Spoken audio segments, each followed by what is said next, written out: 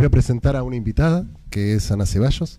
Ella es bióloga y doctora en Ciencias Químicas por la Facultad de Ciencias Exactas y Naturales, es investigadora principal del CONICET y desarrolla sus tareas en el Instituto de Investigaciones Biomédicas en Retrovirus Suicida, que es más conocido como el INVIRS. Allí trabaja en inmunidad antiviral y además es docente de la Facultad de Medicina de la UBA. Trabaja intensamente con diversos virus, en particular con SARS-CoV-2, y hoy nos va a contar cómo las plaquetas de individuos con COVID-19 modulan la funcionalidad de los linfocitos TCD4. Ana.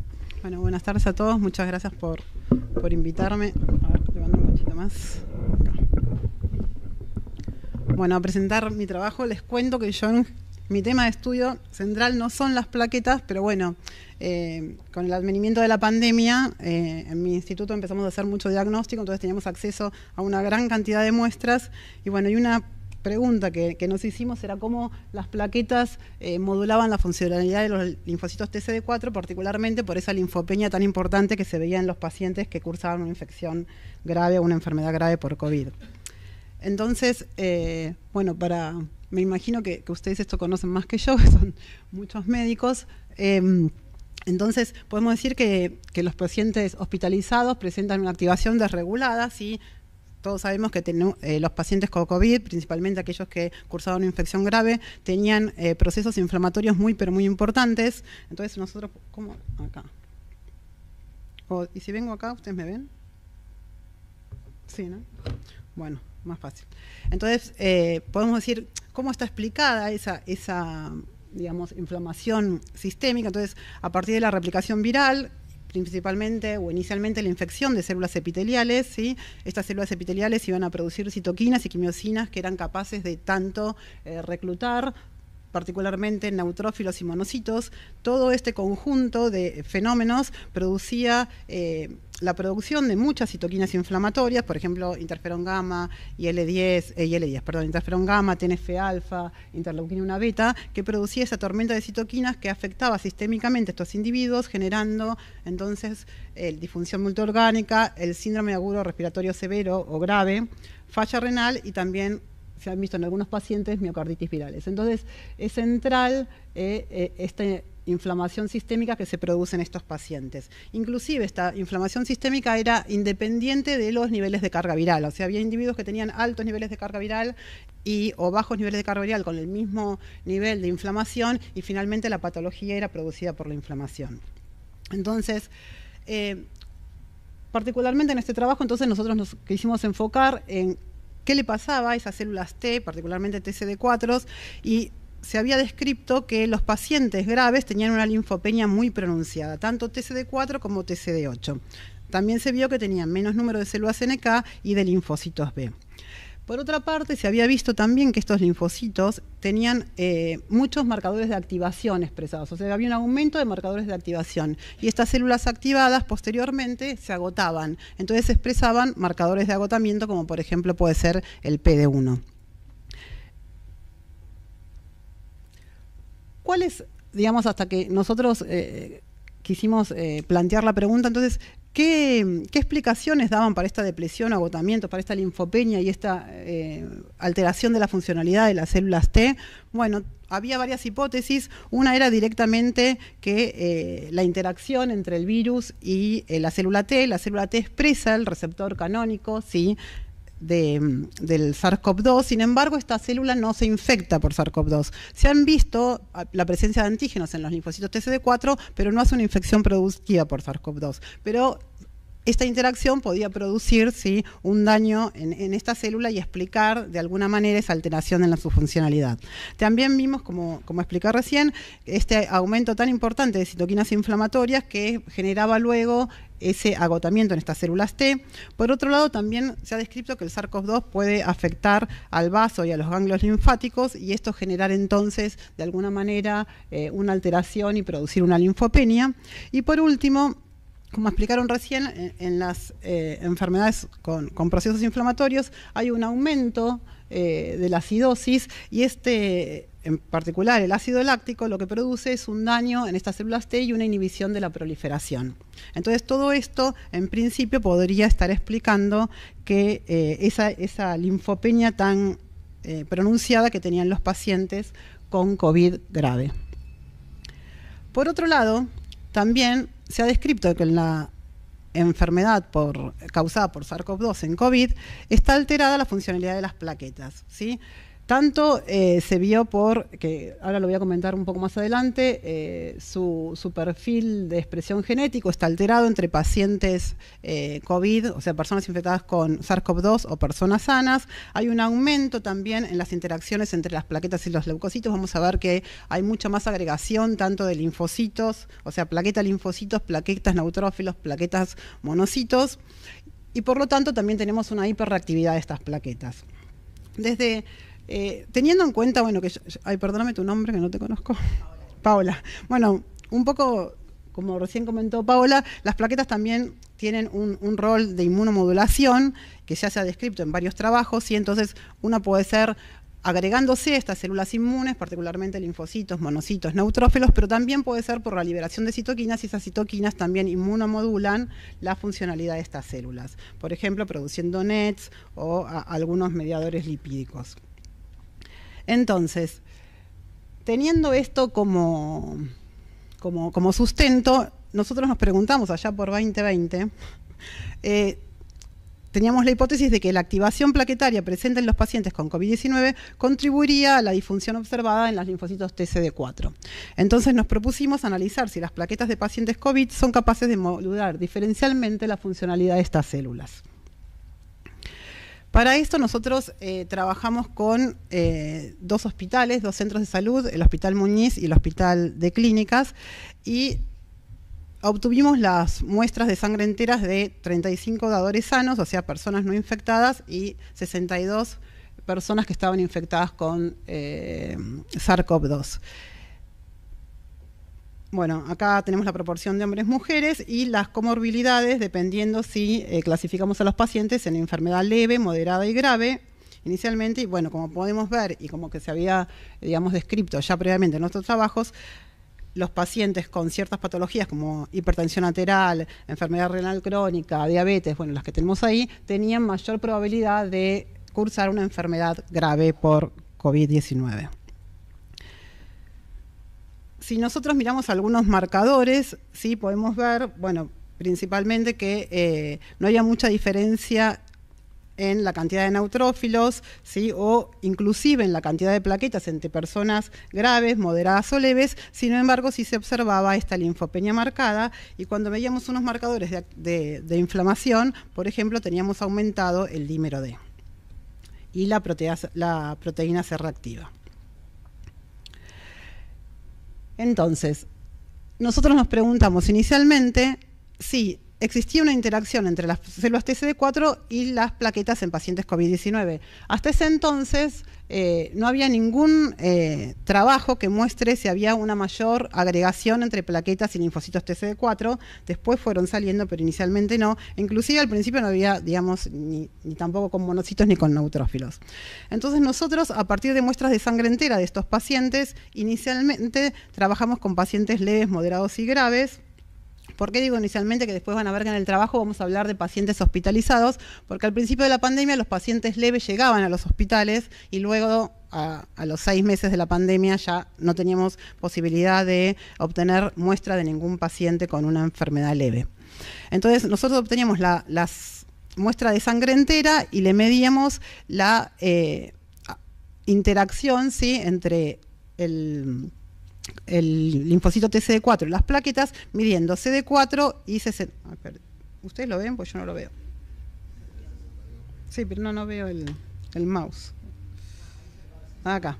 Bueno, el CD4 y el marcador 62P, que te marca una activación plaquetaria. Y podemos ver que en los pacientes graves era mucho más significativa la diferencia frente a las personas no infectadas, ¿sí? Veíamos un aumento respecto a particularmente las personas no infectadas. Después, entre moderados y graves no vimos aumento. Por eso, luego, y para tener un mayor N en los estudios que vienen después, a ambos grupos los incluimos, los centralizamos llamándolos pacientes hospitalizados por COVID.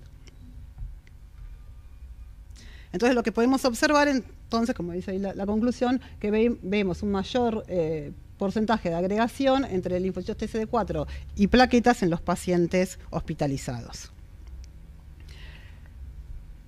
Quisimos preguntarnos luego si existía una correlación entre los recuentos de células circulantes y los porcentajes de agregación. Y como podemos observar en esta gráfica, vemos que hay una correlación negativa entre el número de linfocitos y la agregación plaquetaria, entre CD4 y las plaquetas. O sea, es claramente negativa. A diferencia, por ejemplo, con lo que pasa con los neutrófilos, que la correlación es positiva, que de hecho en los pacientes COVID aumenta el número de neutrófilos.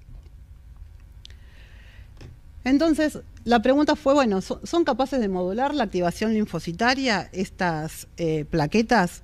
Y hicimos ensayos donde teníamos cultivos alogeneicos, o sea, un dador era del cual obteníamos los linfocitos TCD4 y luego de otros dadores obteníamos las plaquetas, tanto de sanos como de personas infectadas con SARS-CoV-2.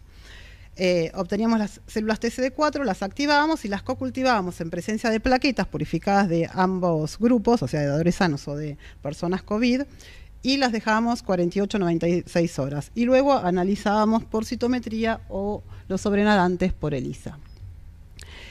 Y lo que pudimos observar inicialmente es qué pasaba con la activación de estas células. Entonces, en principio vimos qué pasaba con la expresión de CD25 como marcador de activación y TNF-alfa. Podemos observar, bueno, estos gráficos son medio complejos. Acá tengo en el primer gráfico personas sin activar, o sea, linfocitos TCD4. Todos estos linfocitos TCD4 son de personas sin infectar, o sea, estos son sin activar como un control negativo, y el gráfico de al lado, la columna de al lado, son linfocitos TCD4 activados en presencia de plaquetas. Y podemos tener, bueno, este valor de expresión de CD25. Las personas sanas, o sea, los cocultivos de linfocitos TCD4 más plaquetas de personas sanas, no alteraban, ¿sí?, el porcentaje de CD25. Sin embargo, cuando esos cocultivos eran hechos con plaquetas provenientes de personas con COVID hospitalizadas, sí veíamos una clara disminución. Lo mismo observamos cuando medíamos TNF en los sobrenadantes. Nos preguntamos lo mismo, pero midiendo interferón gamma. Y pudimos observar, midiendo interferón gamma, que las plaquetas de dadores sanos, cuando eran cocultivadas nuevamente con linfocitos TCD4 de dadores sanos, aumentaban la expresión de interferón gamma, la producción de interferón gamma. Que esto es un dato que ya está reportado en la literatura. Sin embargo, las plaquetas provenientes de personas infectadas con SARS-CoV-2 no, o sea, se mantenían igual que el control. Entonces podemos concluir que las plaquetas de dadores sanos, pero no las de COVID, estimulan la producción de interferón gamma en células TCD4. Entonces nos preguntamos de qué manera o qué otros marcadores más podíamos medir de activación. Entonces medimos en sobrenadantes interleuquina 17, interleuquina 10 y medimos la expresión de CD25 FOXP3 como marcador de células Treg. Y podemos observar que tanto en IL-17 como en IL-10 se comportan igual las plaquetas de individuos sanos que las plaquetas de individuo con COVID. ¿Sí? Acá hay un aumento y acá hay una disminución, pero tienen el mismo comportamiento, a diferencia de lo que ocurría con interferón gamma. O sea que evidentemente la diferencia que nosotros estamos viendo es a nivel de una respuesta TH1. Y no vimos ninguna diferencia cuando evaluamos el porcentaje de células CD25 FOXP3 positivas. Bueno, una pregunta que surge es, bueno, si las plaquetas afectan la viabilidad de las células TCD4 y de esta manera generaban la linfopenia, y no, observamos que no, que independientemente si eran de dadores sanos o de individuos hospitalizados, no estaba afectada su viabilidad.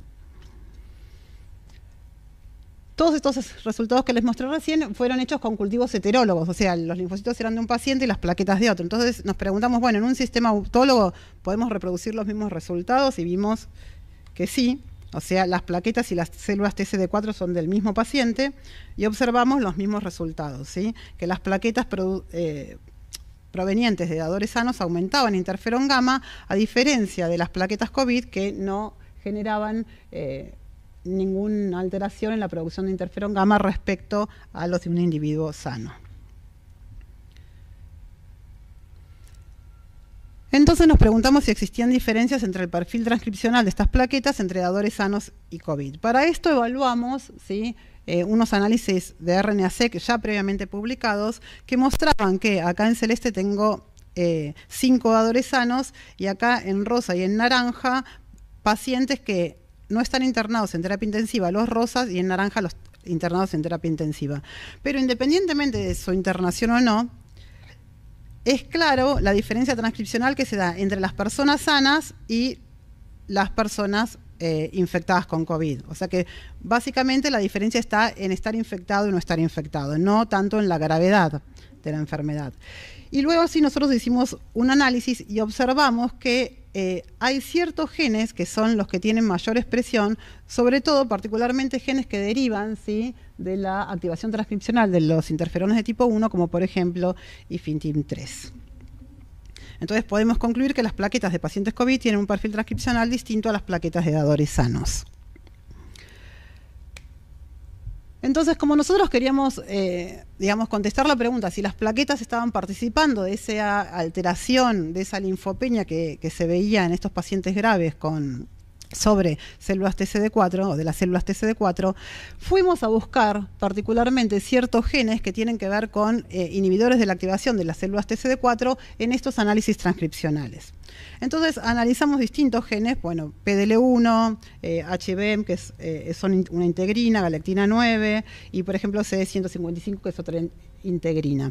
Y podemos observar que las plaquetas de pacientes COVID-19 presentan mayor expresión, claramente una mayor expresión de PDL1. Bueno, otra vez no veo el cursor. ¿Ustedes lo ven? ¿Está arriba? Yo no lo veo acá. Bueno. Ahí lo vi. Bueno, no sé si quedó claro el análisis. Entonces vimos entonces en principio transcripcionalmente que había un aumento de PDL1 significativo respecto a las plaquetas de dadores sanos versus plaquetas de dadores COVID. Entonces queríamos ver si ese aumento transcripcional estaba, digamos, acompañado de un aumento en la expresión de PDL1 en las membranas de las plaquetas. Y podemos observar, nuevamente lo perdí acá, que si nosotros vemos el porcentaje de la expresión de PDL1, tanto en plaquetas de dadores sanos versus plaquetas COVID, claramente es mucho más alto en plaquetas de pacientes COVID, y esto va de la mano también del aumento de la expresión de 62P, ¿sí? Si uno hace la correlación entre el porcentaje de PDL1 y el porcentaje de CD62P, podemos observar que hay una correlación positiva y que en naranja, que están las de pacientes COVID, tenemos más expresión de PDL1 y más expresión de P-selectina. También nos preguntamos si este aumento de la expresión de PDL1 en plaquetas estaba asociado a la modulación de la producción de interferón gamma, que era lo que nosotros estábamos viendo en los linfocitos TCD4 que estaban agregados a esas plaquetas. Entonces podemos observar que el porcentaje de expresión de PDL1 marca una clara, ¿sí?, correlación negativa frente a la expresión de interferón gamma, ¿sí? Aquellos, particularmente las plaquetas de personas COVID, tenemos mayor expresión de PDL1 y menor expresión y menor producción de interferón gamma. Entonces, en principio empezamos a ver un principio de explicación del fenómeno de agregación. Otra cosa que nos preguntamos era si las plaquetas eran capaces de modular la expresión de PD1 en los T. Y vimos que no, que acá tenemos, bueno, nuevamente el control sin activar, acá tenemos agregación de un cultivo sin infectar, y acá tenemos, o sea, solo TCD4 más plaquetas de dador sano y TCD4 más plaquetas de dador COVID, y vemos que no hay ninguna diferencia en la expresión de PD1. Entonces, que no venía por ahí la explicación. Y a pesar de que, bueno, ya teníamos cierta evidencia de que evidentemente había una correlación entre la expresión de PDL1 en las plaquetas y la inhibición de la producción de interferón gamma, para demostrarlo utilizamos un anticuerpo bloqueante de PDL1. Y entonces lo que observamos acá es, nuevamente, acá tenemos personas sin infectar, solamente linfocitos TCD4 sin plaquetas, acá es linfocitos TCD4 más plaquetas de dadores sanos, y acá linfocitos TCD4 más plaquetas COVID, y en las segundas columnas son los mismos tratamientos, pero en presencia de un anticuerpo que bloquea a PDL1. Y lo que podemos observar que en aquellos cultivos que estaba puesto este bloqueante anti-PDL1 cuando teníamos plaquetas de personas COVID, vemos parcialmente una recuperación, ¿sí?, en la producción de interferón gamma, cosa que no se observa ni con las plaquetas de dadores sanos, ni obviamente con los linfocitos TCD4 de individuos sanos. No sé si queda claro, ¿sí? Entonces podemos decir que el bloqueo de PDL1 en plaquetas recupera parcialmente la producción de interferón gamma en células TCD4. Entonces, concluyendo, podemos observar que, bueno, que aquellas células TCD4 agregadas a plaquetas de individuos sanos, se produce un aumento de interferón gamma y L17 y una disminución de L10. Sin embargo, cuando esas plaquetas provienen de individuos infectados con SARS-CoV-2, tenemos que esas plaquetas tienen una aumentada expresión de PDL1 y ello podría explicar esta inhibición de citoquinas, principalmente inflamatorias, interferón gamma y TNF-alfa con un perfil TH1, y bueno, y también vimos IL-10, pero esto sería de la misma manera. Entonces, concluyendo, podemos decir que las plaquetas de pacientes COVID, tanto de personas moderadas o graves, presentan un aumento en el porcentaje de agregación de células TCD4 en circulación, modulan la funcionalidad de células TCD4 de forma diferente que los pacientes sanos, disminuyen la expresión de CD25 y la producción de TNF, expresan mayores niveles de PDL1 y sobre todo ejercen la modulación de interferón gamma, que dependería entonces de esta expresión de PDL1 ligando en las plaquetas. Bueno, muchas gracias. Bueno, les cuento que este trabajo fue realizado por Ana Paleta y Facundo de Diego García, que son dos becarios doctorales. Y bueno, y quiero agradecer que acá está presente Mirta Charner, porque la verdad que nosotros no éramos un grupo que trabajamos en plaquetas y ella nos hizo de un sustento muy, pero muy importante. Muchas gracias.